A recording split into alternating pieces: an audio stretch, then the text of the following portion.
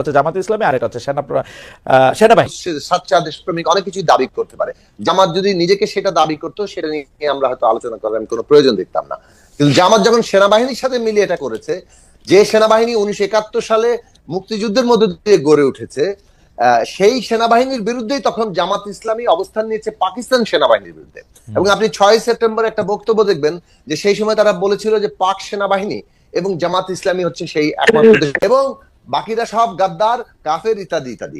এখন আপনি পাক সেনাবাহিনীর পক্ষ নিয়ে যখন বাংলাদেশের মুক্তি যুদ্ধের মধ্যে দিয়ে যে বাংলাদেশ সেনাবাহিনী গড়ে উঠছে তার বিরুদ্ধে অবস্থান কেবল সশস্ত্রভাবে সমর্থন করেছেন, সেই দল এখন যদি বাংলাদেশ সেনাবাহিনীকে মিলিয়ে বলে যে ফ্যান্টাস্টিক। ফার্স্ট আমরা আপনি দেখেন এই বিষয়ে সেনাপ্রধান কি বলছে। তো সেনাপ্রধান জেনারেল ওয়াকারুজ্জামান একটা সাক্ষাৎকারে বলছে যে এই যে প্রশাসন, পুলিশ, বিচার ব্যবস্থা সহ রাষ্ট্রের নানা ব্যবস্থা ভেঙে গেছে, এটা ঠিক করার জন্য রাজনৈতিক দল ও সরকার লাগবে, রাজনীতিবিদদের এগিয়ে আসতে হবে। রাজনীতিটা পার্ট একসঙ্গে পড়তে চায়। আরেকটা পার্ট হচ্ছে যে কিছুদিন আগে জামায়াত ইসলামের আমি শফিকুর রহমান সাহেব বলছেন যে বাংলাদেশে দুইটা মাত্র পরীক্ষিত দেশপ্রেমিক আছে, একটা হচ্ছে জামায়াত ইসলামী আর এটা হচ্ছে সেনাবাহিনী। আপনি এই দুইটা পার্ট একসাথে একটু সাকিব ভাই একটু পড়বেন কিনা, আমাদেরকে একটু বলবেন কিনা? আপনার পড়া শেষ হইলে আমি একটু মানে সেনাবাহিনী প্রধান যে কথা বলেছেন এটা সাধারণভাবে একটা সত্য যে যেহেতু বর্তমান সরকারের আকার ছোট, তাদের মানে রাজনৈতিক দল যেভাবে পুরো একটা সরকার ব্যবস্থা চালাতে পারে, তার দল থাকে, তার ওই জায়গাটা, সেটা এই সরকারের দিক থেকে এই জায়গায় যদি সমর্থন এবং সরকারের সাথে সংযোগের জায়গাটা যাতে দৃঢ় হয় তার জন্য আমরা প্রস্তাব করেছিলাম। এখনো জাতীয় রাজনৈতিক সেই কাউন্সিল গঠিত হয়নি, যার ফলে অনেক ক্ষেত্রেই ব্যত্যয় ঘটছে, যার ফলে অনেক ক্ষেত্রে এই সারা দেশে আইন শৃঙ্খলা পরিস্থিতি নিয়ে সেনাবাহিনী, আমি এই কথার মধ্যে বড় আকারে কোনো দ্বিমত দেখি না। আমি মনে করি প্রয়োজনীয় সময় সংস্কারের সময় নিয়ে একটা নির্বাচনের যে আলোচনা সরকার ইতিমধ্যে প্রস্তাব করেছে, এই জায়গায় আমরা ঐক্যমত তৈরি করে যেতে পারি। আমি আসি বরং জামাত ইসলামীর বক্তব্যে। আমি প্রথমত মনে করি যে এই বক্তব্য জামাত অনেক কিছু দাবি করতে পারে। জামাত যদি নিজেকে সেটা দাবি করতো সেটা নিয়ে আমরা হয়তো আলোচনা করার কোনো প্রয়োজন দেখতাম না, কিন্তু জামাত যখন সেনাবাহিনীর সাথে মিলিয়ে এটা করেছে, যে সেনাবাহিনী 1971 সালে মুক্তিযুদ্ধের মধ্যে দিয়ে গড়ে উঠেছে, সেই সেনাবাহিনীর বিরুদ্ধেই তখন জামাত ইসলামী অবস্থান নিয়েছে পাকিস্তান সেনাবাহিনীর বিরুদ্ধে। সেনাবাহিনী এবং জামাত ইসলামী হচ্ছে সেই একমাত্র দেশপ্রেমিক, গোলাম আজম সাহেব বলেছিলেন, এবং বাকিরা সব গাদ্দার, কাফের ইত্যাদি ইত্যাদি। এখন আপনি পাক সেনাবাহিনীর পক্ষ নিয়ে যখন বাংলাদেশের মুক্তি যুদ্ধের মধ্যে দিয়ে যে বাংলাদেশ সেনাবাহিনী গড়ে উঠছে তার বিরুদ্ধে অবস্থান কেবল সশস্ত্রভাবে সমর্থন করেছেন, সেই দল এখন যদি বাংলাদেশ সেনাবাহিনীকে মিলিয়ে বলে যে আমরা একমাত্র আপত্তিজনক, বিপজ্জনক বক্তব্য মনে করি।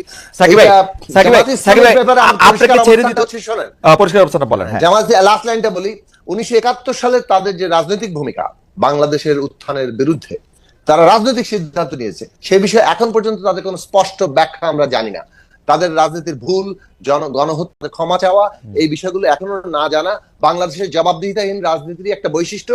আওয়ামী লীগ একইভাবে জামাত ইসলামের পথ অনুসরণ করে জুলাই বিপ্লবের এই নির্বিচার যে হত্যাকাণ্ড তারা করেছে, ন্যূনতম রিপেন্টেন্স, ন্যূনতম অনুতাপ অনুশোচনা আমরা দেখছি না। এই জবাবদিহিতাহীন রাজনীতির বিরুদ্ধে নতুন বন্দোবস্ত দরকার।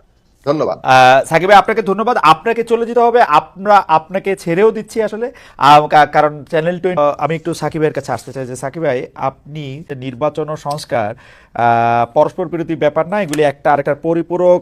মানুষ যেমন রাষ্ট্র ব্যবস্থা বদল চায়, আবার একইভাবে নির্বাচনের মধ্যে গণতান্ত্রিক অবস্থায় প্রবেশও করতে চায়। পাশাপাশি আমরা প্রশ্ন করতে চাই তাহলে এই পাশাপাশি দুইটা জিনিস যেটা আসলে পরস্পর বিরোধী না, তারা কেমনে পরস্পর বিরোধী হয়ে দাঁড়াইলো? এর জন্য আপনি অন্তর্বর্তীকালীন সরকার, বৈষম্য বিরোধী ছাত্রদের এবং দেখেন কিছুটা পরস্পর বিরোধিতার একটা রূপ নিচ্ছে সময় এবং রাজনৈতিক প্রতিপক্ষতা একটা শুরু হয়েছে। একে অপরের সাথে নানা ধরনের রাজনৈতিক যে একটা পার্থক্য, দ্বন্দ্ব তৈরি হয়, সেটাও তৈরি হয়েছে। তবে সেটা নির্বাচনকে কেন্দ্র করে কিছুটা হবেও, মানে নির্বাচন তো সবাই একপক্ষ হয়ে যাবে না। কিন্তু আমরা যে কথাটা বলেছি যে রাজনৈতিক একটা ঐক্য কিংবা জাতীয় ঐক্য আমাদের দরকার, কি অর্থে?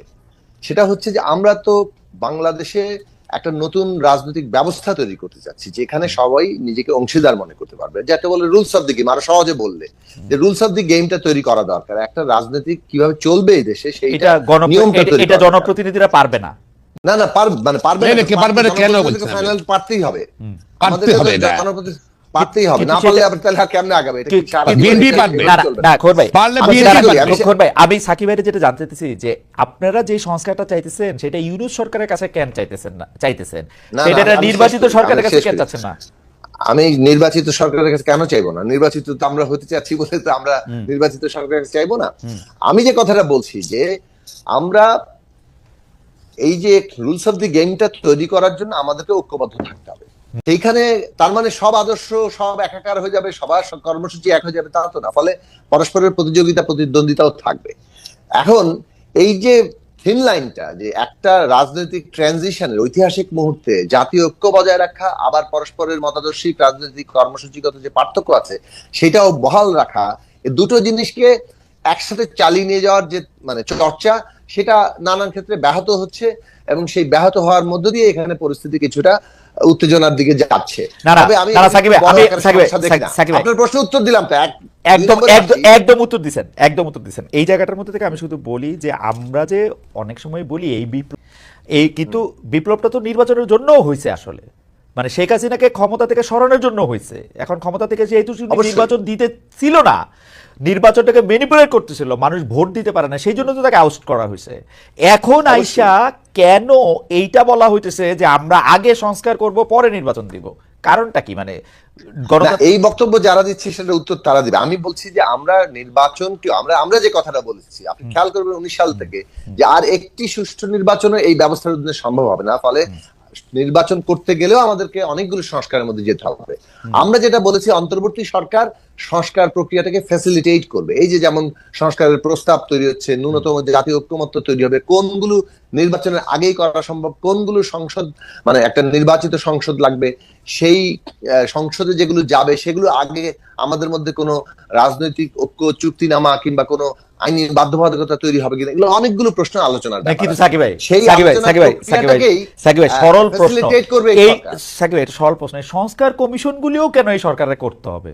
আসলে কি এই সরকার আইন শৃঙ্খলা পরিস্থিতি ভালো করে আনবে, লেভেল প্লেইং ফিল্ড তৈরি করবে, নির্বাচনে মানুষকে অংশগ্রহণ করতে ডাকবে, মানুষ নির্বাচনে অংশগ্রহণ করবে, যারা নির্বাচনে পাশ করে যাবে তারা এগুলি করবে?